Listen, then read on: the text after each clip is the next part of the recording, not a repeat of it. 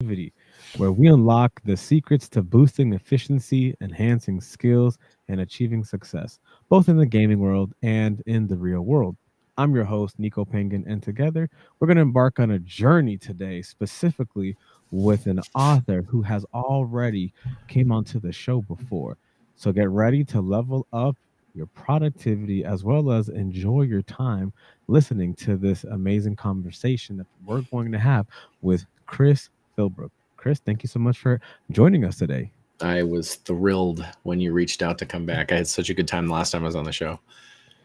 Yes, it was an amazing conversation. And today I hope to have nothing different than that. Okay. Me So, too. with that being said, since the last time that we had a conversation, have you had any new games that you've discovered? And have you had any new projects that you've been working on? Oh boy, I both actually. In terms of games, the big one is I don't have my console set up here. I Mhm. normally am a PlayStation guy, and because I work on my computer at home all day, I can't do Steam on my Mm, computer because if I have the ability to play a game on my computer, I am not going to be able to not play a game on my computer, you know? So if I want to eat and have understood. nice things, I can't have games on my computer. Right. Um, so I do some mobile stuff on my phone, 5 minutes here, 5 minutes there. And I've been playing a game called Dragonair, Mm, which is one of the gotcha games where you get all the heroes and then you gear them up and you grind out, to level up and you go after all these dungeons and stuff. And that's been really fun. I've been playing that for about 3 or 4 months now. Uh, and I've been doing a lot of tabletop role playing. It's been a neat little renaissance here the last 6 months. We moved to a new town, which mhm. I had just moved to when you and I last met, and I made some local friends, and they're gamers and stuff. So I've been able to play locally. We're doing like Dungeons and Dragons, and we're doing a science fiction tabletop game called Starfinder, Mhm. which has been really fun. And just been like trying to do like in-person gaming things, which has been a lot of fun. And as far as Mm. like work stuff goes, sorry, just writing. The last time I was on, I was getting ready to launch the horror series Diggory Finch, Yes. and now the first two books are out in the series, and the third one is in post production right now. The narration just got finished last week for the audiobook, and the formatting finished today. Actually, that was what I was doing, and I'm excited because that one comes out like in the next, gosh, I don't know, 3 weeks, 4 weeks, something like that. So Oh, sounds like you've been really proactive and productive and making sure to do what needs to be done to get the bills paid. trying, trying. Now, because of your involvement in tabletop games, how do you think that ability to immerse yourself into that actual game, how do you think that relates to your writing capability and your world building abilities? Oh, I think it all comes from it, truthfully. When I was a kid back in the '90s, I got into gaming. Gosh, I mean, it was probably the mid '80s when I got like my first PlayStation or my first Nintendo, and the initial Nintendo games were pretty straightforward, right? And they didn't have a whole lot of immersive story. But then like the Final Right. Fantasy stuff kind of came out, and you started to see the potential for storytelling in gaming, and it just kept going and going and going. And then I got into tabletop stuff, which is all free form, so the stories can be literally whatever you can think of on the fly. And I've always had a really overactive imagination, and then being able to kind of channel it into like a structured environment of a game Mhm. where everyone kind of knows what to expect and has like a general understanding of how to work with the creativity within the framework of the game was like gasoline on my fire. And just like coming up with ideas for games to run, coming up with characters to play in other people's games that they were running, and then transferring that, to like the video game environments where you get to make a character for like an MMO or something like that, where, even though your character story never comes up in an MMO, it's still kind of fun to have that idea going in the back of your head. Like, oh, I'm from the fringes and, trying to find my lost brother, and you're just like running through the storyline. But, it's kind of fun to have that in the back of your head too. Now, since you've essentially explored a whole lot of different facets of gaming, from the tabletop RPGs to actual video games, now that we're entering this even more technologically advanced time, how do you see the evolving relationship between these different gaming mediums? Well, I mean, I think the bigger gaming companies are already connecting, all the different kinds of avenues. So, the juggernaut for role playing Dungeons and Dragons, right? They have their D&D Beyond platform, which is all online, and you can make your character, you can play in campaigns, you can meet players, you can do everything through their platform. Mm-hmm. And I think, most games are at a minimum now developing like phone apps where you can use an application to help make your tabletop experience more fluid or Right. more interactive. Dice rolling apps, for example, is like a very low level idea of it. But I think as life becomes easier to integrate in terms of in-person experiences and online experiences, and you can kind of bounce between the two, I think we're going to see more multimedia type presentations, especially as it relates to tabletop in-person things. You mean like holographic projections? I mean, I think end game, that's the kind of stuff we're looking at. But I mean, I think in the next now to the next 5 years, you'll see cut scenes that you can play on your tabletop that are designed for the game you're running, right?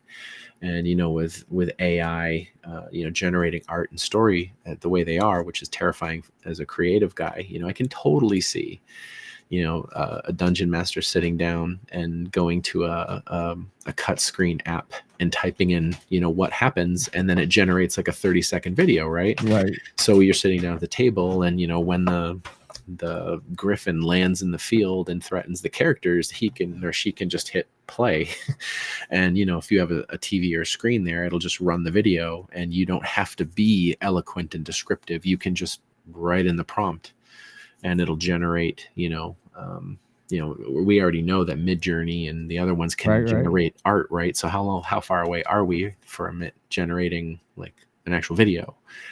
And then where does it go from there? Then you're interacting with it, and then you're controlling things on the screen and whatnot. So I think it's becoming intermingled, and like I said, as a creative, AI terrifies me, like just flat out terrifies me, because if someone can sit down and put a 15-minute prompt into Chat GPT and it spits out an 80,000 word book in 5 minutes, that's like 4 months worth of work for me.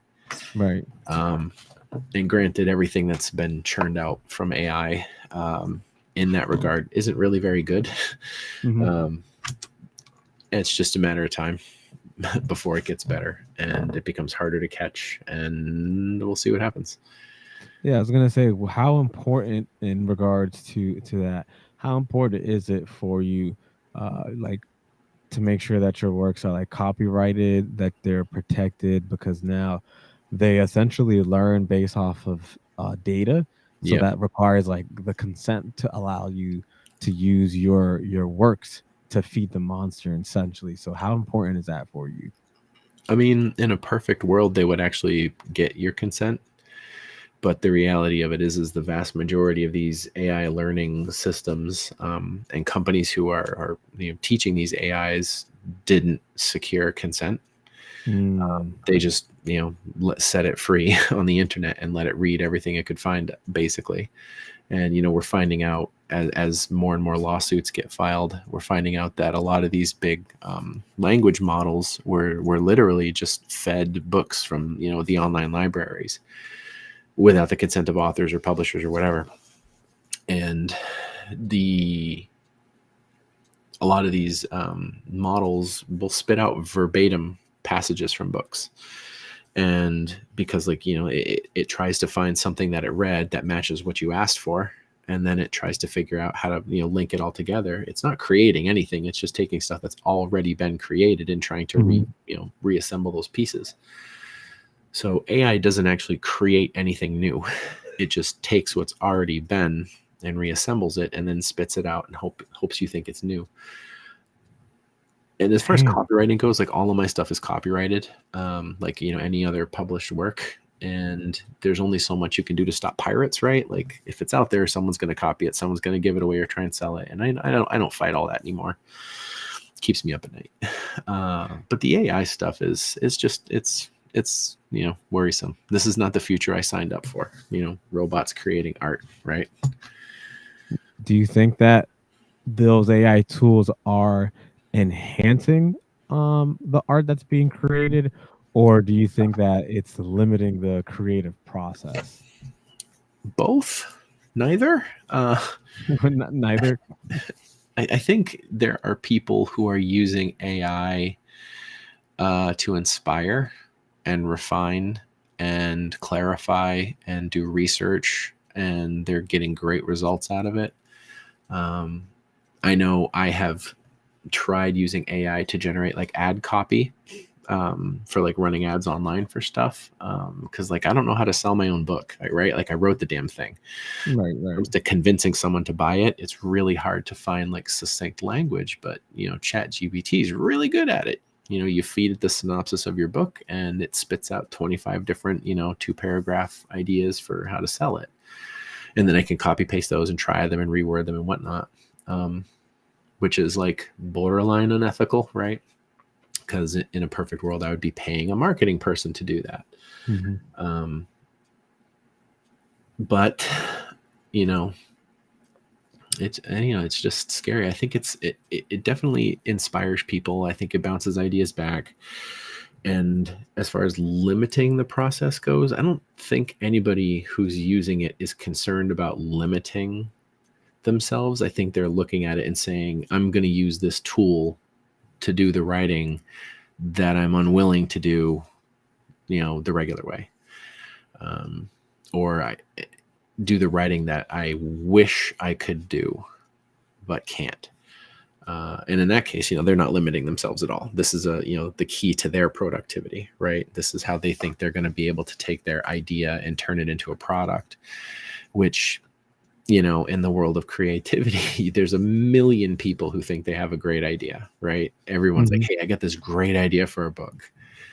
I got this great idea for a show. I got this great idea for a movie. I got this great idea for a game, right? Everyone's got an idea. But the reality of it is out of that million people who have an idea, there's about 20 people who actually follow through Mhm. and do the work to take that great idea and create something. And then, out of that 20 people who put the work in, how many people actually did it well, Mm. right? And you want to reward those people who have the gumption to follow through and then the Right. talent to do it well, right? And that's why creators are rarer than people who pound nails. Not that there's anything wrong with being a general contractor, but I could go be a general contractor, right? But a general contractor is not going to be able to sit at my desk and write a book like me. It's just a different entry level kind of skill set. And I think AI is giving people this false sense that they'll be able to be, like, profoundly creative and Mhm. talented, and all you're doing is putting in a prompt. Might be a really good prompt, Right. but So that makes me think then, so would a futuristic author, let's say in like the next 20, 30, 40 years, then be somebody who can effectively strike a balance between leveraging AI tools for efficiency and then also learning and maintaining how to keep the authenticity and uniqueness of their artistic expression consistently over time. Yeah, I mean, I think that's where we're at right now. I think Mm, we're starting to see that that genesis literally right now. You know, when I'm talking to my colleagues, you know, where a lot of us have that conversation where it's like, "Are you using AI for anything?" Um, and almost everybody has either tried to use it for something or is considering trying to use it for something. And the vast majority of the people that I know that are like existing creators, be it people who work in Hollywood or people who work in, you know, writing or game development or whatever, the people who have already done something have no interest in replacing their work with AI mm, because they have a system, they have a talent, they know what they're doing. But there are many things about the creative process that could be sped up by asking AI some questions. And you know, like from a marketing standpoint, there's like tons of tools that you can use. So I think a lot of us are trying to figure out how can we use it to make our lives a little easier, but not to create the art and you know the end product. Like we don't want it to do the work for us, but we want it to make the work a little easier. right. And that balance is, I think, is the future, and like where that line goes, right? Like where it stops being a tool to make your life easier and it becomes a tool for just doing the work for you. You know, where that line is, I don't know where it'll land, but we'll And then see. as it gets better, then it makes it increasingly harder to essentially not use it then, because it's doing such a tremendous amount of work that you can either take it upon yourself and be like, you know what, this can really jumpstart my next 2 to 3 projects. Like I can Right. save months of work and have it, much readily available, as Hmm. opposed to taking, thousands of minutes of your busy schedule. Now Hmm. you've compiled a nice prompt, pressed Right. enter, and boom, now you got months of work done. Right. Yeah, it's concerning. It's great for research, right? Like Mm, I was talking to somebody about, you know, one of the things that takes up a lot of my time as a writer is research. So when I'm writing about a place I've never been, if I want to be accurate, you know, in how it looks, how it smells, what the layout is, whatever, I got to research that, right? mhm, So there'll be days where I sit down to write and I hit a roadblock where I realize I have to research, and I might be researching something very, very, very obscure for like a day or two to basically get 2 or 3 sentences right. You know, one of my books, A Cell Phone Tower, is a very big part of the story. And I didn't know anything about cell phone towers. I just knew that it was like a perfect kind of catalyst for a big portion of the story. So I just started researching, right? And it's like, okay, how tall are they? How do they get their power? Are there switches at the bottom? Are the controls at the bottom? Is there a room at the bottom? How do you get to the top? You know, looking up YouTube videos of workers climbing up to the top, and just like trying to learn as much as I could about these things. And I mhm. probably spent like 4 or 5 days just doing that research, right? But you can go to ChatGPT and say, ChatGPT, I'm trying to write a book that involves several scenes that take place on or near a cell tower. And GPT says, okay. And then you say, can you write me up a 10,000 word document that explains what cell towers look like and how you operate them and how they're powered? And like, you can literally just ask it all those questions, and then it Right. scours the web and gets you a concise answer. And it probably could have done all the legwork on that research I did in 20 minutes, Mhm. as opposed to the 3 or 4 days. Now, that's a useful tool because I then have to take all that information and interpret it into an artistic fashion that fits the story Right. and, you know, create something entertaining out of it. I didn't let it write the scenes. I Mhm. didn't let it take that role. So yeah, it's got its place. Do you worry about other authors that are just looking to cut corners in order to just meet production costs at this point? Um, Not really. I don't really concern myself with other authors. I don't consider other authors my competition. My books are not the That's only such a books. boss. That's such a boss response. No, it's the truth, right? Like, I don't know anybody who only reads one person's books, right? You read what sounds interesting to you. You might read Right. 4 or 5 people's books. You might read everything that shows up in a genre. So like, I don't expect that the success of someone else is going to hurt me, Mm-hmm. Obviously there are times when it's like, oh, well, I kind of wish that person's success kind of had, kind of sent this way. But that's not like, I don't worry about them. That's like envy, right? That's like, Right. I look at them and I aspire to reach their level of success.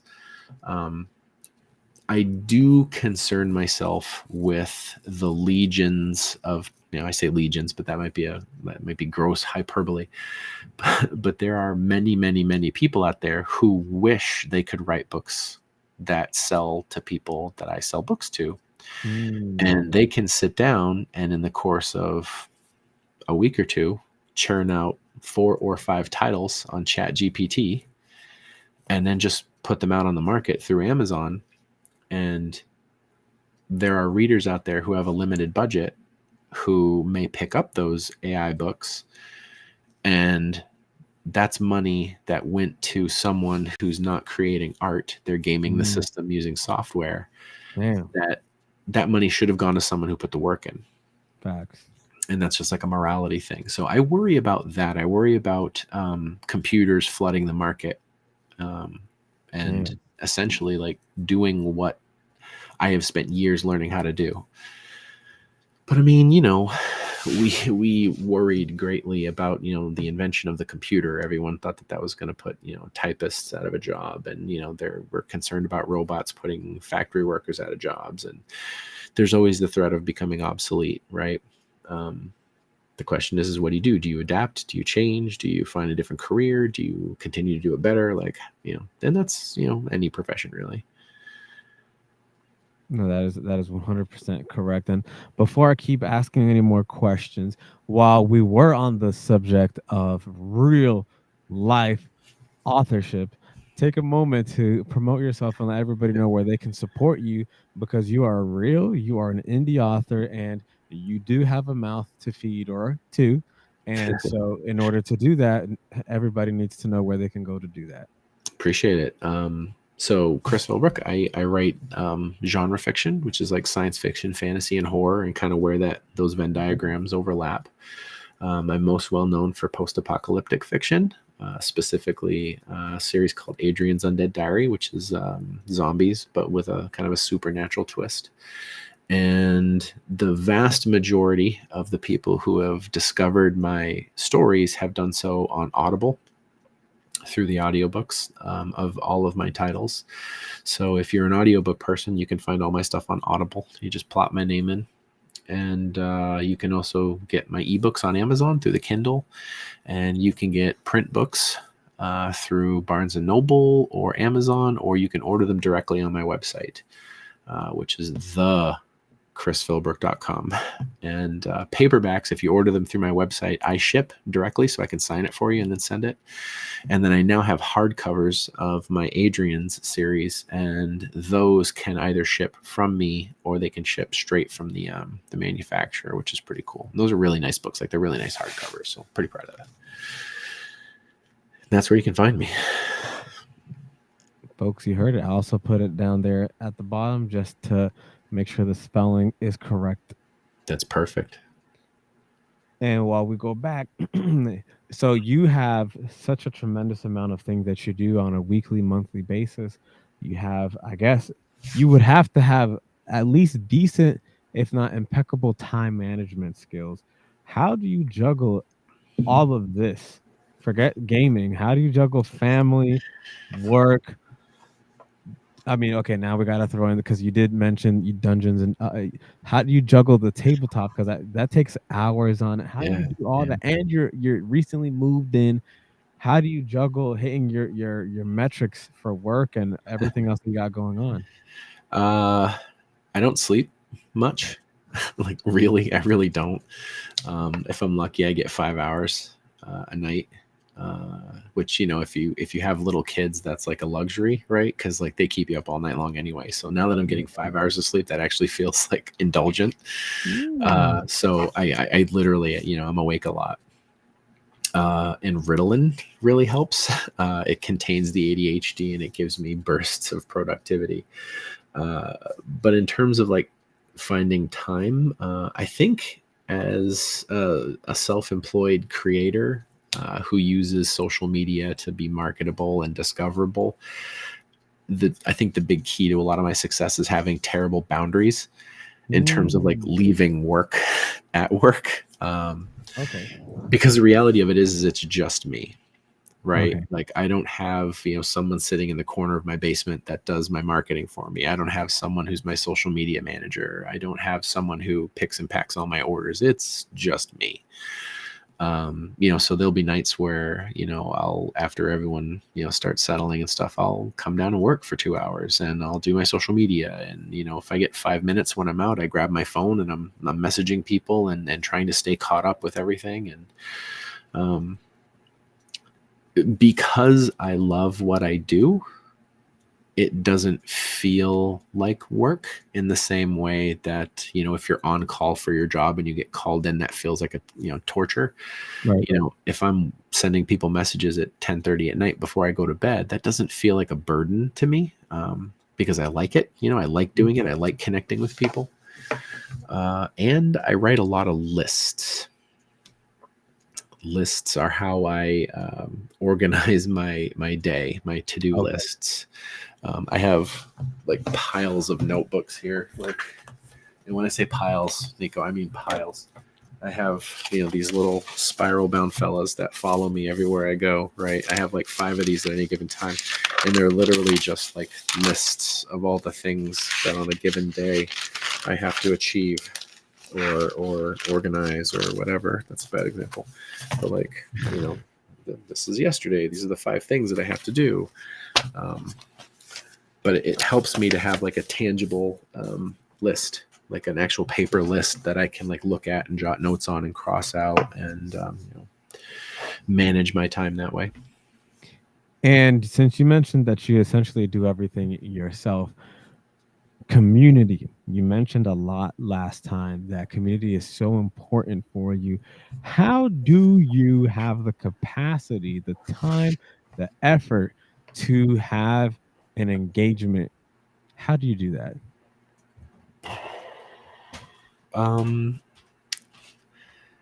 It's fun. Like, I mean, I think that's like the easiest way to say it. I'm naturally extroverted. So like I enjoy talking to people. I enjoy connecting. I enjoy interacting.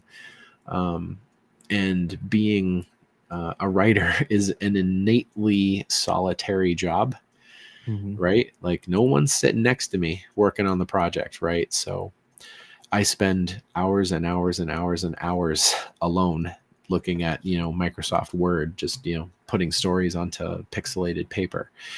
So those moments when I can like take a break, hit save on the document, tab over to social media, and then like connect with people, even if it's just online, that feels like it like recharges the batteries a little, and it also kind of reminds me that like what I do actually lives beyond me hitting save and Word over and over, because you can lose yourself in a project, right? Because it takes me Right. months to write a book. And then when it's finally done, the next thing I do is I move on to the next project, right? Like I get it ready, I send it off for, editing, formatting, and cover and whatever. And then it comes back and then it gets released. And then people start to read it and listen to it, whatever. And then by the time that happens, I'm usually a quarter of the way into the next project. And that's where all my focus is. And it's Mm. very easy to forget the fact that the thing I worked on for 4 months is now being consumed and hopefully enjoyed.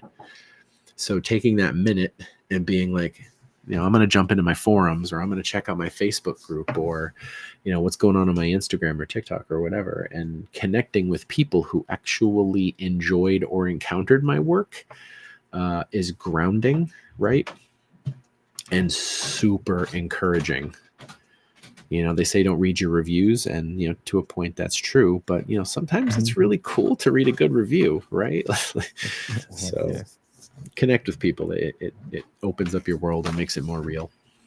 Now, to dive a little bit deeper into that, do you connect throughout the day, or do you set a time or specific limits upon yourself? Like, I'm not going to just, open it up at first thing in the morning or right before I go to sleep. Or do you have like a specific interval, like every 3 hours, I'm going to check it?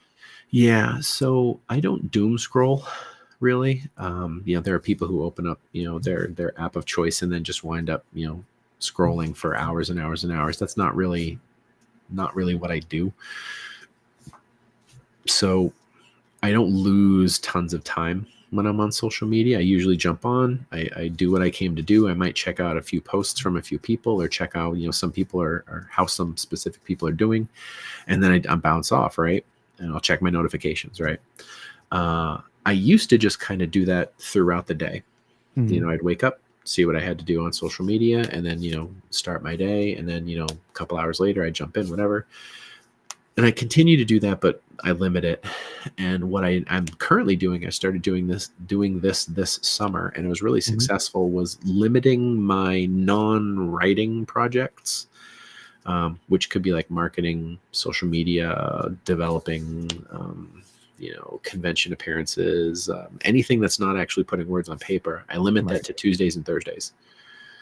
So 2 days out of my 5 are just those things. I don't try to write on those days. Right. I don't even I take it off my thing, and I just focus on the stuff that might suck away from writing time if I was just trying to fit it in, on all 5 days. Mhm. And what I noticed is because I wasn't trying to split my time during each day, I was actually Mhm. able to stay on task a lot better. Mm. Because previously, I would work for, I would write for an hour or two, and then I'd be like, oh, I got to do that thing. I got to message those guys, or I got to look into that thing or whatever. And then I'd stop writing. Right. And because it was on my mind, I would do that thing for however long it took. And if that ran long, and then I looked at the clock and was like, oh God, like I really got to write more today, and now I'm behind. It could create anxiety, right? I felt Where I that. feel like I'm falling behind. But if I create that boundary of saying, all right, Tuesdays, that's the problem for Tuesdays. It's not the problem on the days I write. I'm just going to worry about the writing thing. It allows me to kind of like I said, encapsulate and stay hopefully more on target. And with those 2 days during the week, it should give your core community the ability to understand that you might not be responding on Monday or Wednesday because those are your writing days. And so, wait until Tuesday or Thursday and you'll get back to them Right. Much essentially. quicker. Yep. And then obviously, on the weekends, I still try to respond as possible. But, the kids are home and I want to be dad. So, I don't want to be sitting on the couch while they're, trying to get my attention, like messaging some stranger from, the UK about writing. So I try not to do that stuff too much on the weekends. Mhm. But like if there's something like really pressing, I'll take 10 or 15 minutes and kind of say, hey, I gotta go do this. And then I'll like come downstairs and I'll sit at my computer and like do a work thing, as opposed to like letting my phone um, become the tool that can invade other parts of my life. Right. When I get up from the desk and I walk away, try to leave it there if I can. Is that the boundary that has essentially allowed you to live a more meaningful life as an author? I mean, I think that's part of it. Um, I think having a phone that allows me to manage all of my ways people can contact me complicates it, right? Because I have an app where no matter how people find me, right, they can contact me, and those messages go to my phone, and I get notifications, and it's important for me to connect with people who have read my work or listened to my work, because that's like a real thing. That's like a big deal to me, and it's very easy to get involved in that beyond what's like practical or healthy, Mhm. which is why I said I have bad boundaries. Like it's very easy for me to like just pick up the phone and just start answering people right then and there because I picked up my phone. And trying to like limit it and the time that I can take is definitely a struggle. And my wife is always like, just do it on your phone, right? And I'm like, no, no, I'm gonna wait until I sit down at my computer, because I want to keep it there, right? I want to keep that Mhm. work stuff there, and it's tough. It's tough, but I think it helps if I can hold myself to it. Actually, Mhm. And it makes it easier to almost really truly respect the chair or respect the space. right, Like as we mentioned previously, you might not be in the same physical location, but if you respect the space, like this is where the magic happens. right, This is where I sit here and I'm no longer dad or right, hubby. I'm the writer, the marketer, or insert whatever your multi cap your multiple job wearing right. it- in that moment, that's who you are, that's who you're representing, and it makes it easier. Now, does that also make it easier to respond to your community like that, or do you respond to them just raw and uncut? Both. Um, I mean, I got big hands, right? Like, I'm blessed with them, I guess you could say. So, like, typing on my phone is not the easiest or fastest way for me to communicate with people. It just isn't, because I fat finger like three buttons at a time, right? Because I just can't find them fast enough. However, I have like a full size keyboard on my computer, Mm. so when I'm like writing messages or emails to people, Mhm. I always wait until I can like get to my computer, because it's way less frustrating. It's way less Right. backspacing to fix stuff, and it's just like better. Also, because my computer, I can interact with my files way easier, and what I have in the cloud easier, and what I have on my machine easier. I have more resources to like interact in a quality manner. So it's just better to do it from the computer, right? So No, I felt that. PC power, PC power.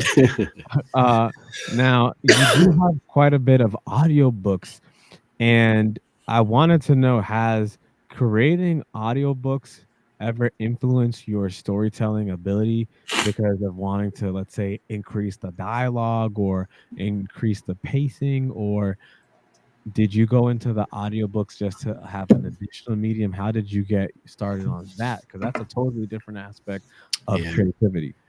yeah. So when I first started writing, audio was like on cassettes, right? Like people would go Mhm. to the library and you'd borrow a CD, Right. or you'd go into the bookstore and there was like two shelves where they would have like literally the cassettes or the CDs where you could buy a book.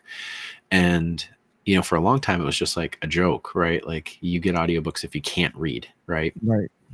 But as our lives have changed, more and more people realize that like the only way I can consume a book is to listen to it while I'm doing something else. And it occurred to me at one point, I was working a day job, and I had only just really started to kind of like become a writer, and my first couple books were out, and I was doing something, and I was like, man, I wish I had a book to listen to right now. I was like doing laundry, and I was like, wait a minute, why don't I have audiobooks? Like, Hmm. what does that entail? And I started doing the research, and whether or not I wanted to try to sell rights or do it indie or whatever. And I decided to go the indie route, which was definitely the right choice for me. And my audiobooks are by any stretch of the imagination pretty wildly successful, in terms of like from where I came to the quantity that is consumed and supports me now. Right. And as far as how it affects how I write, it absolutely does. Because when you're reading something, our brains have the ability to kind of gloss over certain things, and Mhm. in the written form in a different way than it can when we listen. So the big example is he said, she said. So in a book, every time the dialogue moves, you usually want to consider having something like he said or she said, right? Or they demanded, or that you have to kind of tag that dialogue so people know who's speaking. Right. And in a written book, when the voices aren't given to you, right? When you're reading a book, you kind of have to put that that text, that dialogue into the character as you read it, which is why he said and she said and all that stuff helps. But when you're listening to an audiobook and the performer is using different voices and cadences and presentations on the different kinds of dialogue, the listener hears who's speaking. So in an audiobook, when you start putting he said, she said, he said, she said, you start to hear it. And I notice that I now structure my writing so that it's a lot easier to read for the reader and for the narrator to read and produce. So they can just use their natural, their presentation skills to tell the story and allow those character voices to kind of develop without having to say he said, she said, da da da da. The other kind of funny thing about writing for audiobooks is putting together pronunciations and sentences that will cause people to trip up when they read them. And there's the famous story is with Harry Potter, where the guy who narrates the Harry Potter books, she put a line in that he could not get right. Like it took him 30 takes to say this one sentence. And the narrator basically badmouthed her, was like, man, I wish you just stopped doing that. And then she started putting it into every book after that. So he had to read it, Right. And I know that there are, words that you cannot say well if they run together. Right. Right. So now when I'm writing, I write for quality and I write for content, but I also have an eye and an ear for putting together dialogue and descriptions that are easier to say, for example, when you listen to rap music, let's say, right, there are rappers who enunciate and you can make out every single word and you can really go with it. And then, there's the mumble guys and the speed guys, right, that go so fast or they don't really say stuff and you can very clearly pick out, right? Right. And you want to be, as a writer at least, you want to write in a way that it's easy to hear and understand and whatnot. So you don't want to write someone who's putting out 50, 60, 70 words a minute, because then it becomes noise, But yeah, it's definitely guided me. That's actually pretty interesting, because when you have fun, as you've been mentioning, that that's how you are envisioning this job, then when you're having fun creating a manner of generating better income, because audiobooks it's I want to say it's a more accepting culture now, especially we're in this culture, as you mentioned, where individuals are ingesting books, whether they're driving, whether they're jogging, they're having their headphones in or whatever, and they just want to hear a story. And you meticulously created a story to be read by somebody to make it easier. How do you go about when you're, because you mentioned it earlier, but I want to know the intricate detail. How do you go about making sure that the words you're creating not only are original and creative, it flows with the story, but it also encapsulates the ability that somebody could just read it without tripping over themselves? How do you do that? It takes time. The easy answer is, repetition, right? They say if you want to do something well, do it 1,000 times, right? And that is absolutely true, right? The more you write and the more you get feedback on that writing, the better you become in your first, second, and third attempts to write well, right? And I've written for years now, and I have a pretty good grasp when I sit down to write how I need to structure it, right? And how I need to execute the idea that I hope to execute, right? Mm-hmm. And the simple fact of the matter is it takes time, because I'll write something, right? And sometimes I nail it on the first try, right? I'll bust out a conversation between a couple characters in a book, and it's just yep, Like, that's exactly what I wanted to do. It reads exactly the way I want it to read. I said everything I need to say. I didn't say too much. I like, everyone fit the roles that they need to fit.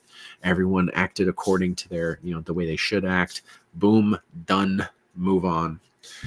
And then there are times where you write it and it's like, okay, that's good, but I'm going to have to come back to that because I'm Mm. like, I need to think about that for a little bit. And then, the next day or the next week or whatever, I'll go back and reread it with fresh eyes and realize, like, oh, okay, I need to switch this.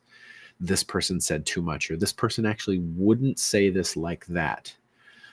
Or, any of like 95 things that a conversation can be tweaked in. Mhm. And then you tweak it, read it again. And sometimes, like, all right, that's great, perfect, moving on. Or you think, I'm going to come back to that. And that just takes time. And at the end of a book, right, when the whole story is written, you're 70, 80, 90, 100,000 words into it, and you write the end on it, the first thing you do is you go back and do it again, right? You go all the way back to the beginning, and then you read it as if you were reading it. And knowing how it ends, you're then able to kind of go back in and make sure that you're hitting all the notes you need to hit. Or, did you make an assumption about something that you need to make concrete? Do you have all the scenes you need? Are you leaving something out? Do you need to put a scene in? Is a scene too much? And like pacing, right? Like there are ways to write tension, and then there are ways to slow the tension down to the point where like you lose that like nervousness in a book. And if you're too wordy, if you take too many paragraphs to explain something, you can bore your reader. So on that second pass through, right, you're looking to like trim out that fat where the excess can be removed. So you're like really down to the story. And you're also looking to find those spots where like you glossed over stuff and you can put meat in, like important scenes where, characters exchange information, or we something's described in a way that foreshadows something, or something to that effect. Right. And that second and third pass through is where you take a neat story and you turn it into something that's really compelling, hopefully, and really organized and makes sense and has continuity and all that. And again, it's time. You can't rush it. Now, do you give specific instructions to the audio narrators in terms of how you want the sound of specific characters, as well as the ambience, the theme, or because you've worked with them for such a long time, it comes naturally? How does that work? Because your face lit up when I talked about audiobooks, so I know it means a lot to you. And Yeah. there's something I need to extract from audiobook that you want to say, and I just don't know what it is. But we're gonna start with this. Oh boy. When you audition for a title, right, it's just like an audition at a play, right? You put out the title, you put out the information for the title, and then narrators can choose to audition for it. And in that process, right, you give them the 2 or 3 paragraph kind of synopsis of what the story is, and then you give them 2 or 3 paragraphs of like what you're hoping, and like themes and ideas and tone, and all that stuff. And if there's like specific things that you want them to be mindful of, like if a character has a certain accent, or a person speaks in a way that isn't perfectly executed in the text, like if this person says things more snarky, or if they're they hiss or they whisper more, you can like basically give them all those instructions. Mhm. And then when you get the audition, ideally you picked an audition script where they get to show off that they read the instructions, right? Right. Did they give you the voices that you asked for in the way that you hoped to get them? Did they read at the right pace and cadence and all those different things that make it good or bad? And then if they did a good job, at that point, you can connect with them about things, ask them certain questions. They can clarify certain things like, hey, how is this name pronounced? If it's got a non-traditional spelling or whatever. But at that point, you kind of got to let them perform and like take your story and let them perform it. And that's exciting, right? Because I created the story and I read it in my head a certain way, but then you put it in the hands of someone who has like some kind of a theatrical background and they're reading it like it's a theatrical production, right? And they put spins on it that you may or may not have thought of, or they present a scene slightly differently than the way you did in your head. And it's like really fun, you know, to hear something you created like performed back to you. And I try not to control my narrators, you know, unless there's something that's like a blatant mistake. And that does happen, you know, like characters switching accents, you know, for the wrong reason. And in that case, that's an error, right? And, you know, you send them back a message and say, hey, you know, chapter X, this person starts talking in a German accent and they're actually French, you know, or whatever. And they can go back and they can re-record that little section and then, you know, put it out the way it needs to be. But in terms of controlling the performance, I want to give them the ability to do it. I want them to feel like they've been empowered to create the story as they see it. And hopefully, if I did a good job during the audition process, I hired someone or I teamed up with someone who gets my hopes and then executes a performance that gives me as much as what I'd hoped for as possible, and also gives them enough creative room to play and make the story their own too. Okay. Okay. I think I know what question I want answered Ready. based off of your excitement. Do you feel that audiobooks provides you another dimension of depth, of creativity that adds an additional layer of your story because it's now being provided in a new medium with many more details that are needed to be expounded upon? And as you mentioned, it gives you a different perspective because somebody else brought it to life in their own way. Oh, absolutely. There's no question. Everything you said is exactly the truth. Yeah. It's a whole new way to experience creativity, you know, to me. And knowing that everything that I write is going to be in audiobook form changes how I write. And making sure that the what I'm writing not only will be fun to read, but it'll hopefully be fun for someone to listen to. And yeah, it opens up doors for creativity and inspiration, and makes me mindful, like in the planning and research process as well, that I'm creating a book that will turn into a good value for a listener, not just for, you know, an ebook sale or, you know, someone picks up my paperback off a shelf. So yeah, it's exactly what you said. And because you're getting so much fun and experience doing the audiobook route, do you ever hope or foresee yourself picking up other mediums and having essentially much more fun and tinkering with those mediums, or we'll just focus on audiobooks for now? Well, from like a pipeline standpoint, right? Everything I write can go from ebook to print to audio in a straight line, right? The file I write can get formatted into an ebook. The file I write can get formatted into a print book. The file I write can get turned into an audiobook, right? I don't have to do anything, right? I wrote it and just 1, 2, 3, right down the line.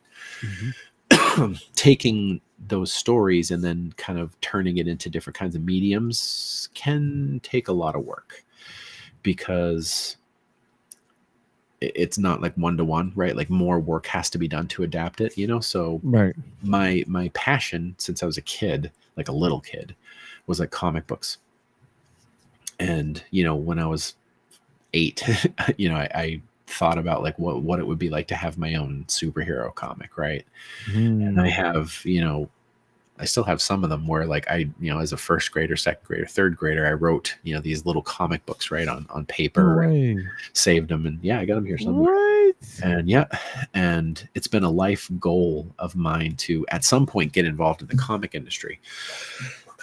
Pardon. And this past year, I really kind of like put more effort into it, and I helped a friend of mine, Anthony, who had a comic idea, who really wanted to kind of get it out there. And his story's a whole separate story, and it's a really cool story. And he came to me, and he was a reader and a listener. And because I'm available on social media, he reached out and was like, "Hey, dude, like I really want to do something with this. Do you have any idea how I do it?"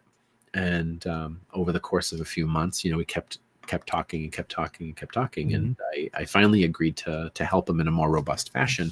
And I edited the book for him. I took his story and I cleaned it up and presented it, and I showed him how to chop it up into a script that would, an artist could then turn into a comic book.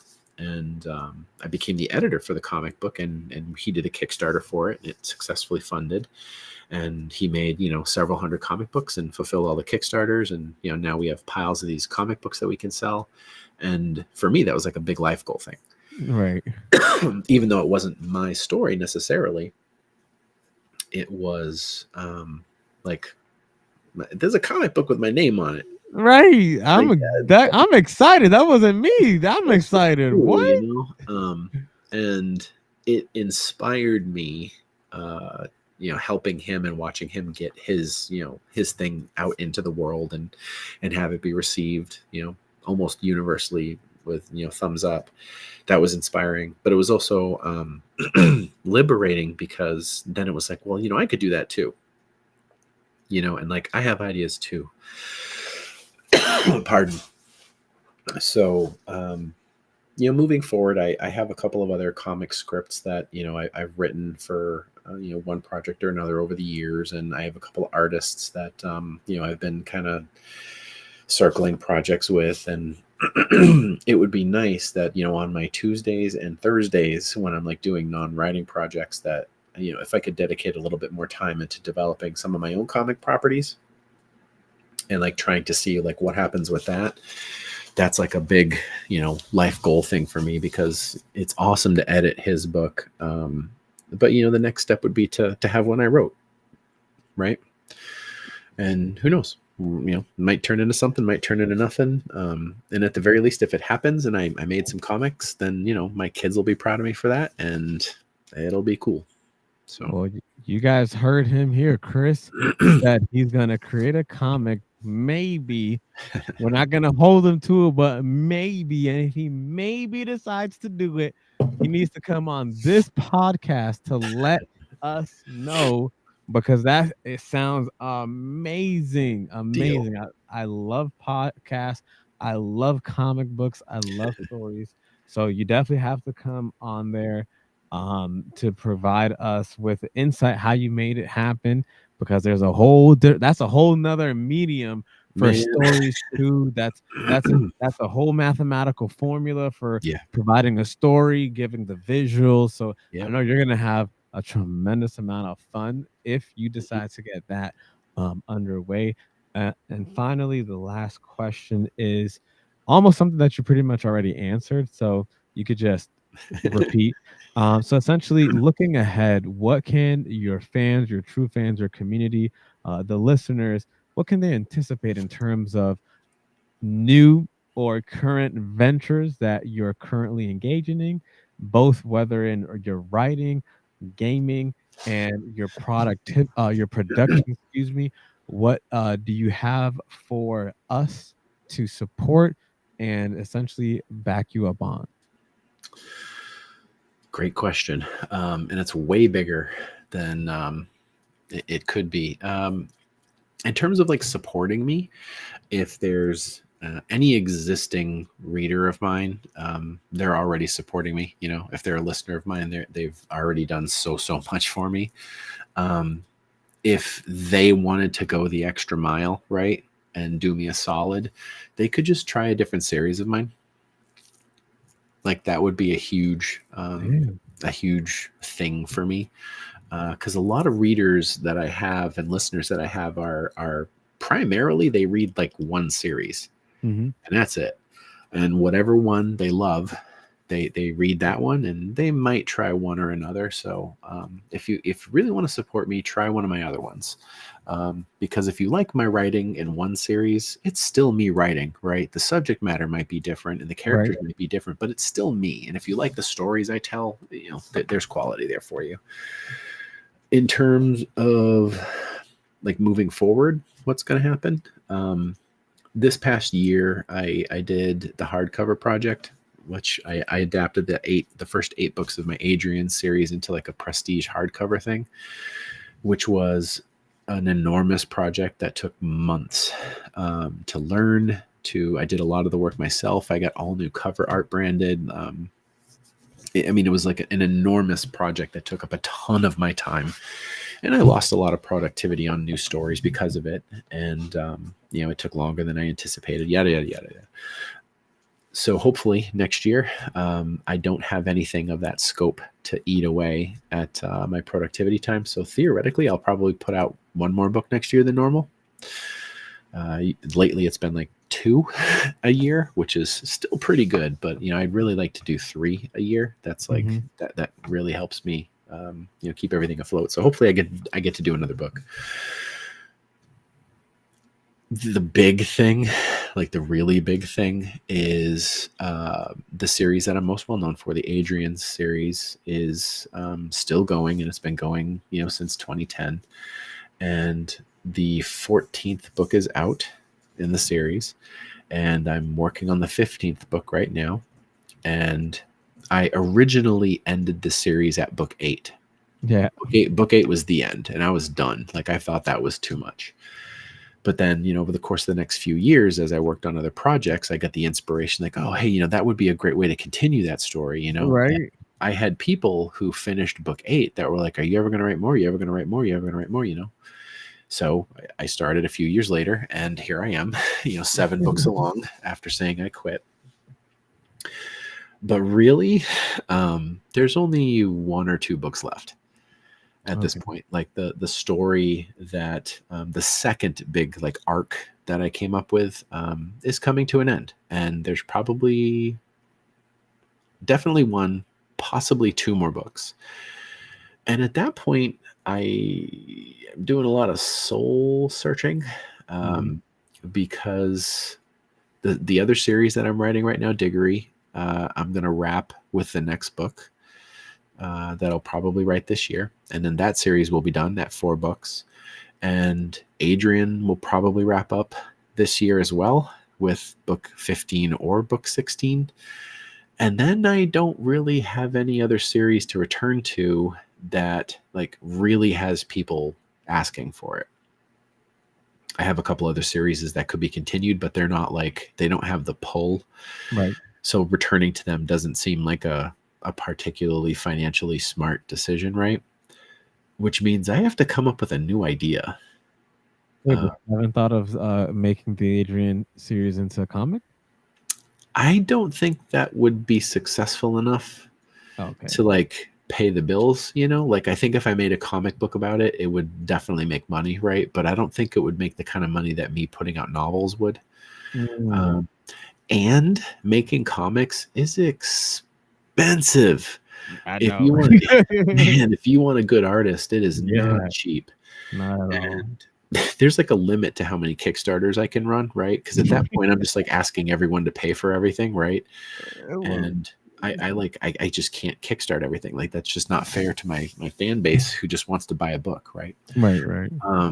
So like I have to be very mindful of like how I'm trying to fund it, right? And with 2 kids and the state of the economy of the world right now, like I don't have $3,000 sitting on a table that I can just pay for art and color and formatting. Like I just don't have that money fluid to invest in a comic book. Boy, would I love to, but I just don't. So whatever idea that I need to focus on to be as like my primary like writing income, let's say, I need it to be a good idea. I need it to appeal to a lot of people, and I need it to be exciting enough that I know that I can do it for a while. I like to write in series. I don't like to do one and dones. Right. So my fans can expect in the next year that I'll be putting out a lot of help me posts and requests, to help kind of steer me in a direction that I'm excited to go in terms of Mhm. creating, and also that they're excited to go with me and see stories that they want me to create. And my hope is that I can, write maybe the first chapter or two of like 3 different ideas that appeal to me, and then put them out and then see what people like. Um, if 100 people read it and 75 people like one, and the other two get the remainder, well, I'm going to go with the one that 75 people liked, right? Right. Because that's what people, connected with. Um, so yeah, I'm probably going to do something like that. And I have a few ideas, but nothing like, I don't know if it's the one, So Well, that sounds like an amazing set of things that are going to get done, that are going to help you fix on the next couple of goals once your uh, upcoming projects are completed and you have a much more free time to engage with your community and ask them to help you figure out where to go next. So that sounds amazing. Thank you so much for joining us today and providing all of this wonderful insight into your brain, how you work, where you're getting all of this inspiration, as well as some of those stories. I knew I was going to get some of those stories. Guys, if you like this, make sure to like, comment, and subscribe. Leave a please. review. Check out Chris's website as well as the description. There's 2 other links on there as well. If you have one more thing, now is the perfect time to say it. Thanks. Thanks to you for having me on. It's fun. You're easy to talk to, and I love what you do, what you're trying to do with the show. Thanks to everybody who followed me here. My people who come to watch and keep following Nico, because it's a good show. And to anybody who doesn't know who I am, who is finding me because of this show right now, thank you for listening to me rant and rave. And I hope that you give one of my books a shot, and we get to become Facebook friends, and I can talk to you at 10:30 at night on a Saturday because I have poor boundaries. Well, thank you so much, everybody. Stay focused, stay productive, keep gaming, keep leveling up, gamers. Until next time, this is Nico Penguin signing off from A Gamer's Guide to Productivity.